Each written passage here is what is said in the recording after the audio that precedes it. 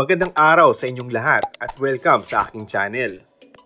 Sa nalalapit na paglabas sa big screen ng comeback movie ng aktres na si Julia Montes na 5 Breakups in a Romance, ay agad na umani ito ng papuri dahil sa husay nito sa mga binibitawang linya sa pelikula.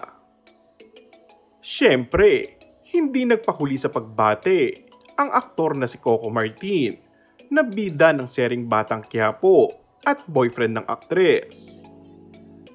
Simple ang pagpapakita ng suporta ni Coco sa bagong proyektong pagbibidahan ng girlfriend niya.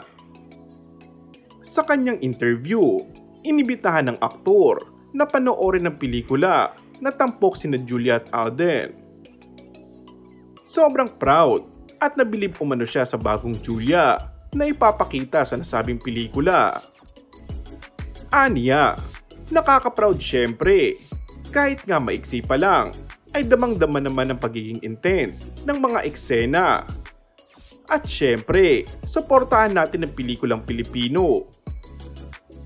Hindi naman kaila sa publiko na matagal nang nauugnay si Julia at Coco. Kamakailan ay may direktang kumpirmasyon na rin mula sa kanila na kinikiligan ng mga Coco Jules fans.